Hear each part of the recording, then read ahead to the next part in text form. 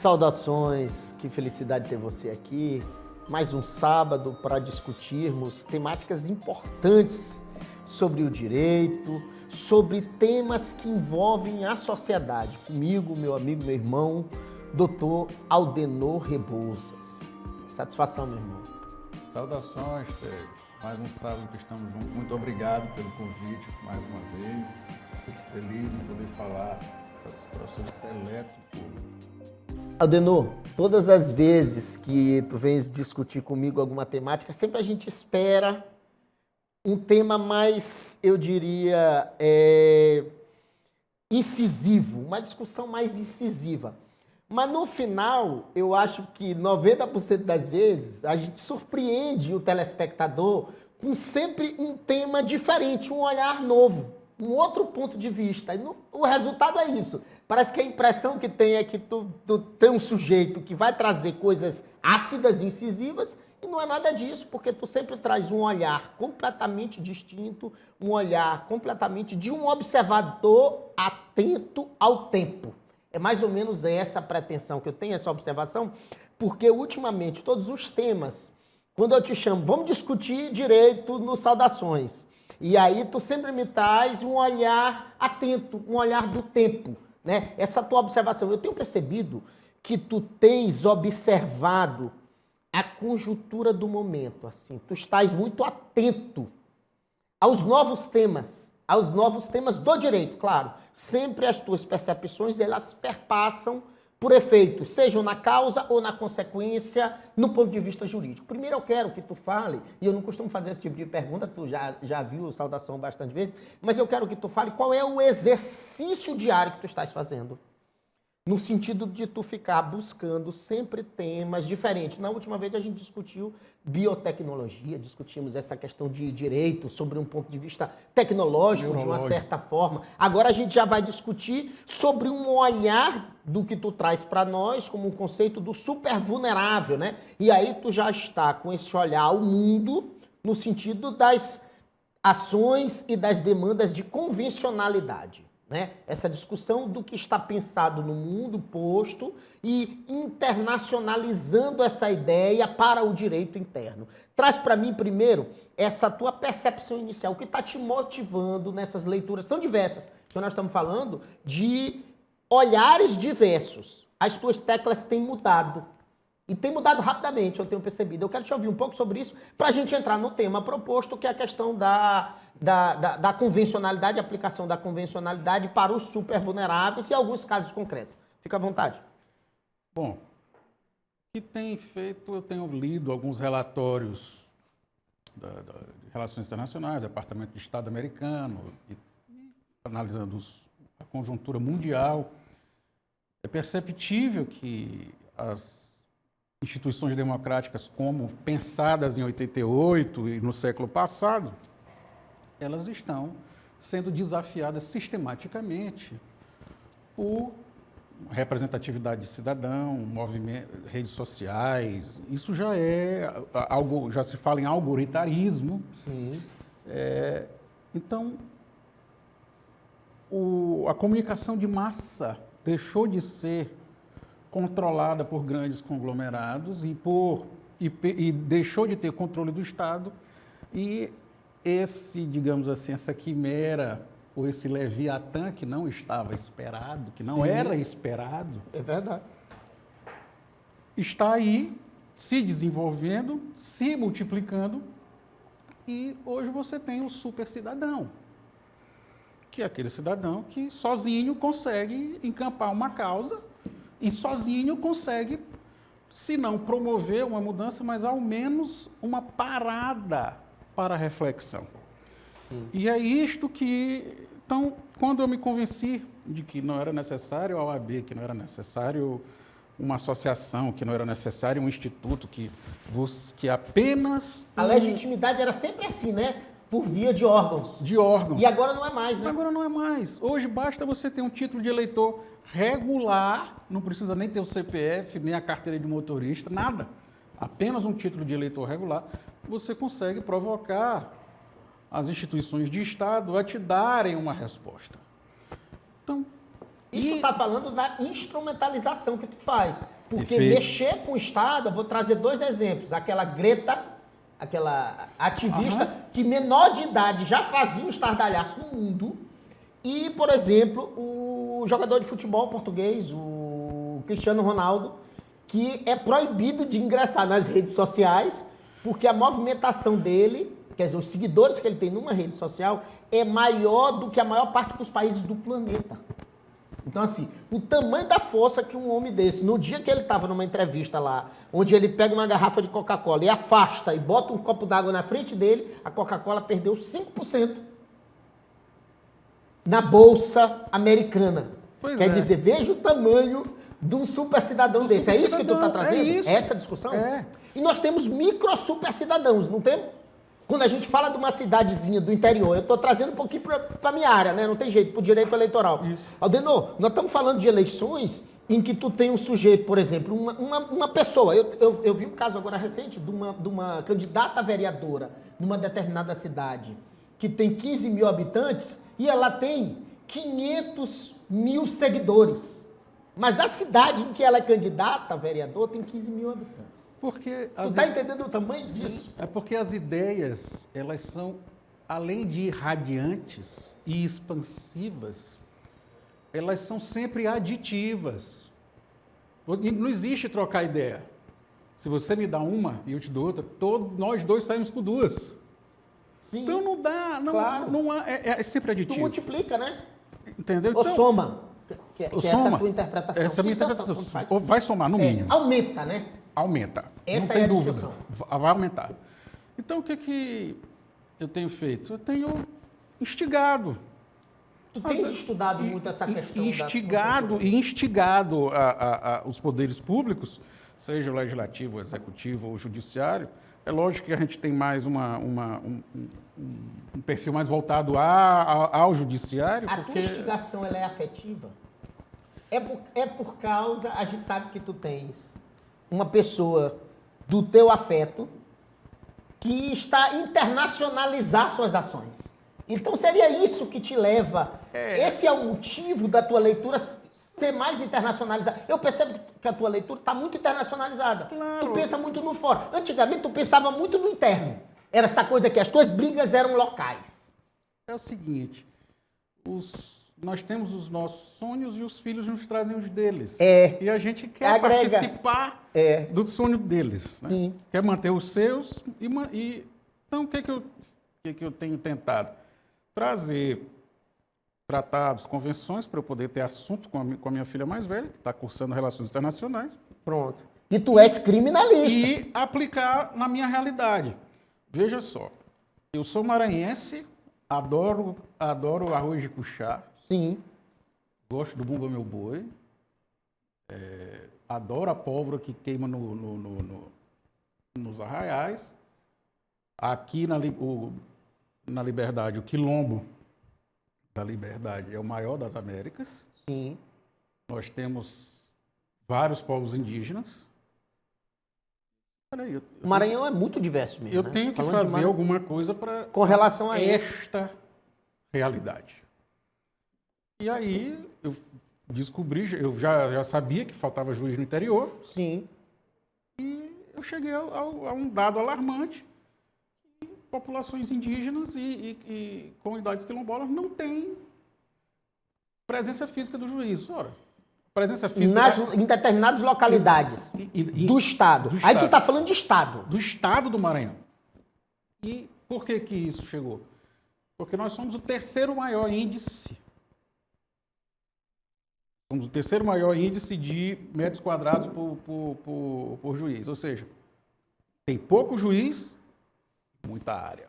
Sim. Maranhão é um estado muito grande. Muito grande, e com essa diversidade de povos e indígenas e comunidades, Nós temos regiões totalmente diferentes, né? a necessidade de presença do Estado sensível a essas realidades é indispensável. É óbvio que a presença do juiz, do delegado, do promotor, do defensor na comunidade não é apenas um símbolo de presença. irradia até na segurança pública. Sim. Porque se todos estiverem presentes, quem pensar, algum malfeitor que pensar em aprontar na cidade, vai raciocinar. O delegado está aí, o promotor está aí, a estrutura está presente. Posta, né? A estrutura está posta. Então, o Estado, a presença do Estado, não é simplesmente um prédio. A presença do Estado altera o comportamento da comunidade. Altera o comportamento da localidade. Não adianta colocar um ponto de inclusão digital, que é isso que o tribunal está querendo vender. Isso. De que botar uma sala com um computador, isso significa a presença do Estado. Pelo amor de Deus. Tá? Nós temos populações excluídas digitais, analfabetas. Eu não estou falando ainda dos quilombolas e dos indígenas, que é o foco, que é um dos focos que eu estou abordando na última postulação ao tribunal. Você tem excluído, analfabeto, quilombola, indígena, violência doméstica, criança, idoso. Veja, todas as pessoas que precisam de amparo institucional que apenas uma sala com um microfone e um computador não são capazes de prover. Eu vou te trazer agora duas realidades para a gente entender. Nós estamos falando da capital, nós estamos aqui na capital, que nós temos muitos juízes, de uma certa forma, e aí eu não estou falando, eu nem estou fazendo esse cálculo proporcional, a quantidade de pessoas para o número de juízes. Eu digo a presença física de muitos juízes, embora nós tenhamos uma população muito grande. Mas há juízes aqui, embora haja uma grande população. E a discussão que se apresenta, por exemplo, eu tenho uma ressalva, e aí eu vou para a minha área do direito, que é altamente especializada, que é o direito eleitoral, por exemplo. O direito eleitoral eu tenho uma dificuldade, porque como há uma rotatividade muito grande, um rodízio muito grande de magistrados apenas a cada 2 anos nessa área, salvo renovações que passam 4, às vezes eles não voltam mais na carreira deles para o eleitoral. Tem uma rotatividade. Então o que acontece é que no direito eleitoral nós temos pessoas que não sabem o que estão julgando e começam a julgar as ações a partir do conhecimento que eles trazem das outras áreas do direito. Então tu tem um direito eleitoral, no geral, mal julgado pelos juízes. Eles não conhecem. E aí eu falo de maneira geral. Magistrados e membros do Ministério Público, no geral, quando julgam o direito eleitoral, julgam errado. Isso aí, a maioria dos julgados são errados. Errados porque eles não conhecem a matéria. E aí, veja bem, aí é um problema que eu tenho, que tem a ver com o grau de especialização. Mas tu estás trazendo um problema para mim, Aldenor, que é um problema que é muito anterior. Que aí eu estou dizendo do grau de especialidade do cara. Tu já está dizendo o seguinte, não há um cara para que tu possa cobrar especialidade. Calma aí, é aquela história. É dizer assim, é aquela discussão que se trava do seguinte, como é que tu pode ter uma população proativa se lhe falta alimento?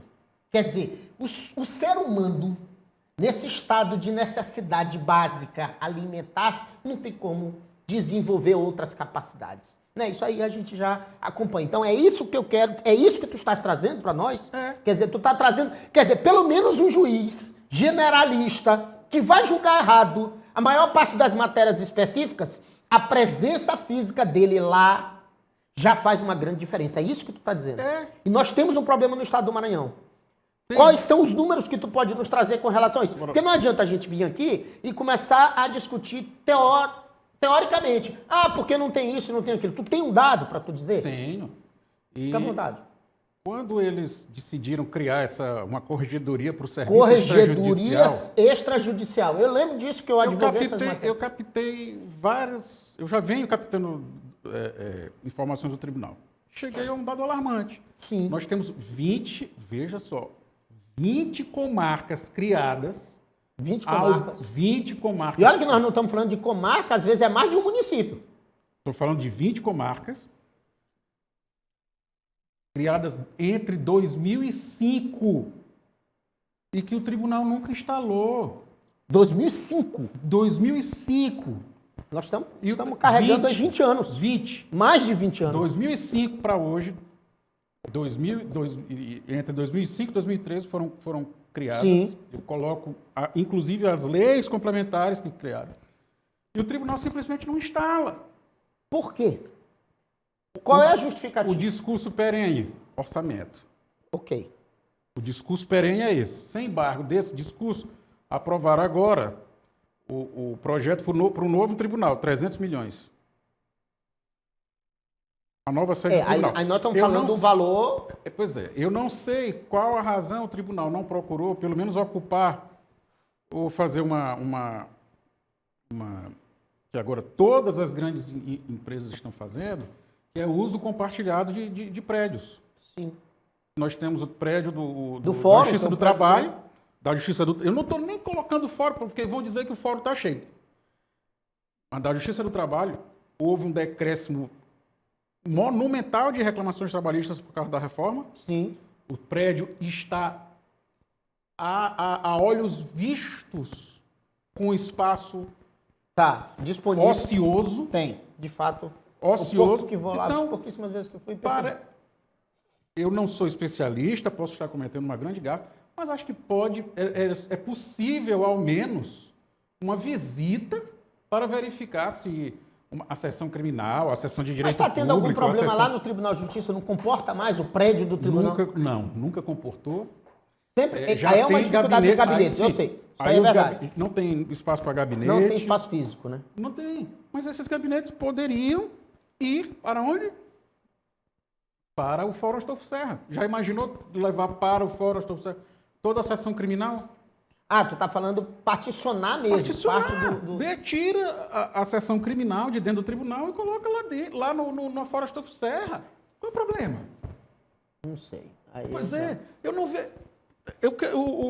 O que me parece é que construir prédio ou pagar aluguel de por 300 milhões não seja a melhor saída. Certo. Se nós temos o plano de obras do tribunal, é só salão do júri. Na hora que você constrói o salão do júri, você está criando os palcos dos homicídios. É isso que você está mostrando para Palco, né? É o palco do homicídio. É isso. É o teatro, né? Pois é, e se eu sempre defendi isto e vou continuar, se o povo é que tem que julgar, isso tem que ser julgado dentro do salão da Câmara. O salão da Câmara de Vereadores Seria é quem possível, tem né? que ser compartilhado para o salão do júri. Por quê? Porque ali, efetivamente, é a casa do povo. O tribunal é quem tem que ter a deferência de ir à casa do povo para fazer o julgamento do cidadão. Eu acho interessante essa tua indagação. Não sei se possível, mas interessante. É preciso um diálogo institucional entre o judiciário e a Câmara, nem que seja para que o próximo salão de sessão da Câmara seja pensado desta forma. Se nós vamos manter o júri, o cidadão tem que ser julgado na casa dele, que é o Poder Legislativo.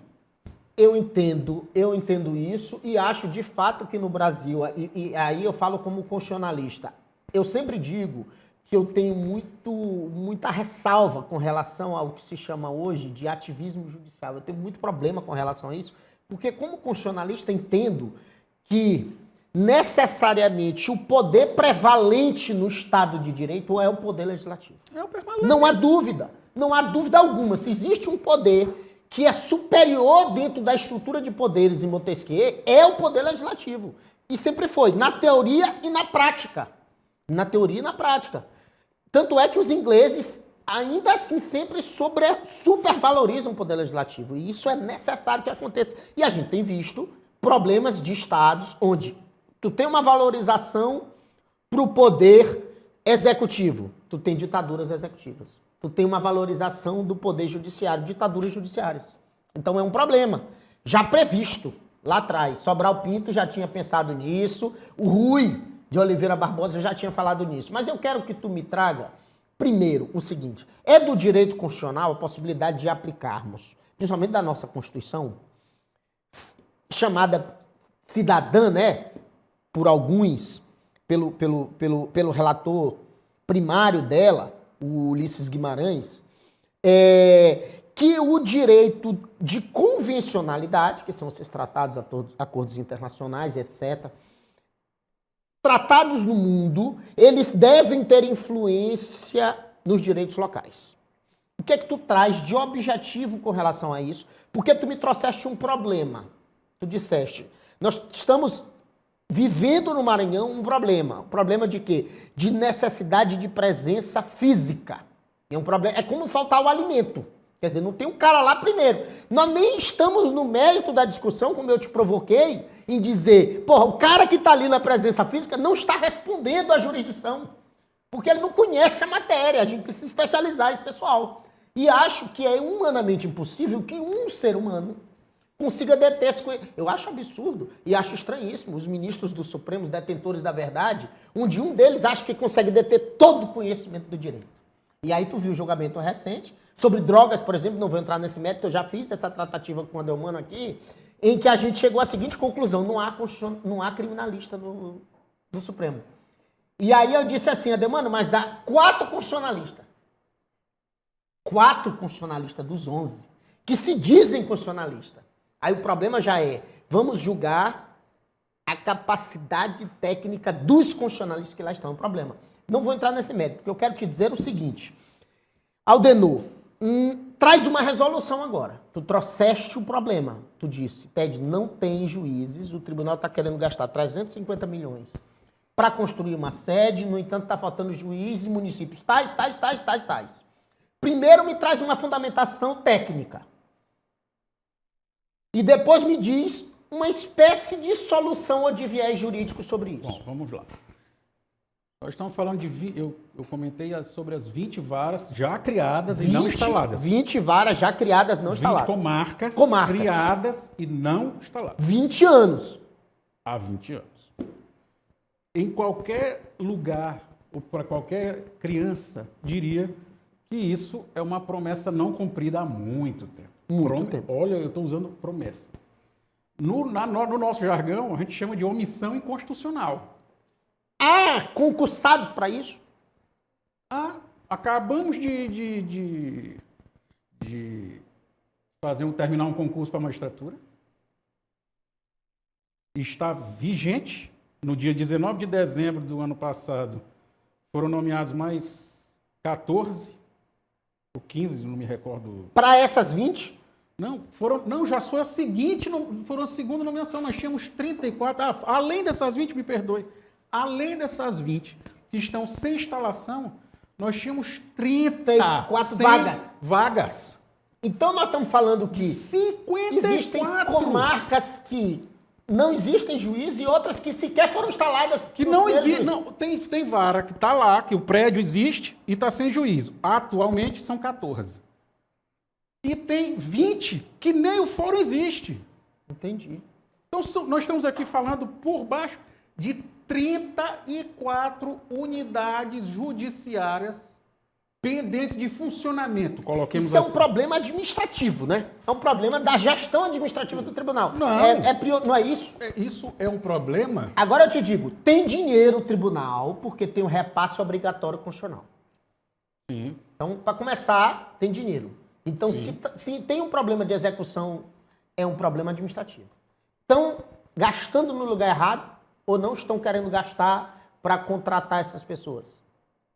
Eu gostaria de ser menos duro com os gestores do tribunal. Pronto. Nós estamos falando, veja bem, eu não estou falando do gestor do tribunal, porque tu trouxeste um número aí de 20 anos. Quantas gestões? 10, pelo menos. Tu entendeu? 10. Então ninguém está falando da pessoa fulano de tal, nem Beltrano. Isso. Nós estamos falando de uma gestão da corporação. Perfeito. Da instituição como um todo. Qual é a grande verdade? O judiciário e os membros do Poder Judiciário acreditam que aquela instituição pertence a eles.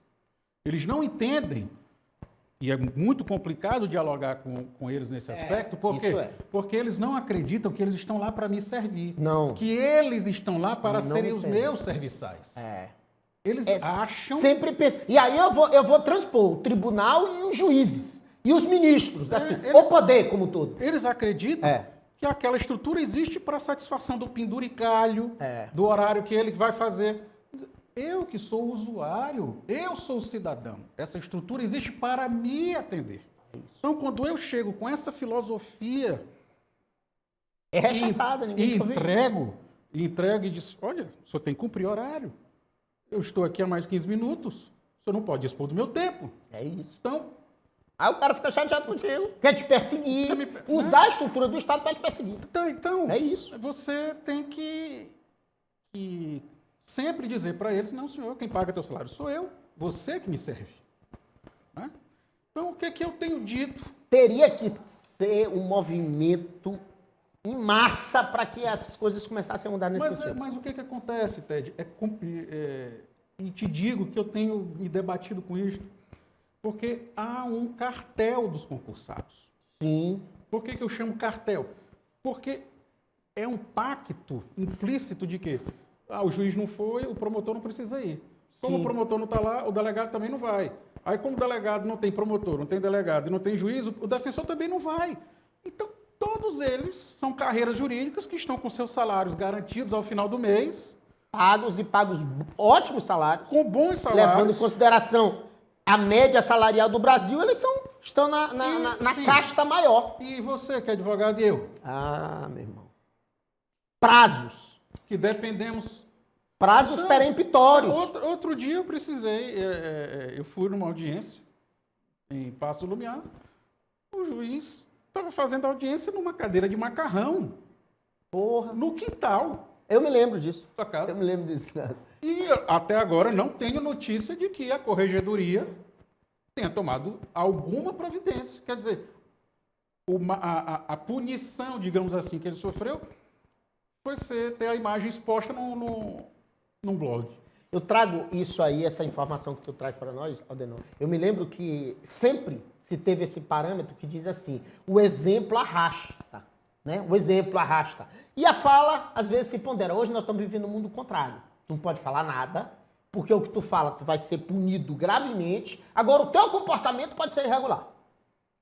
Olha, eu tenho postulado bastante no tribunal. Agora mesmo, o material que eu te mandei, Sim, que ensejou o convite, eu questionando que nós temos 52 mil indígenas, 197 comunidades quilombolas. Sim. 30... Sem prestação jurisdicional. Sem prestação jurisdicional. E o tribunal comprando Hilux blindada a 480 mil cada.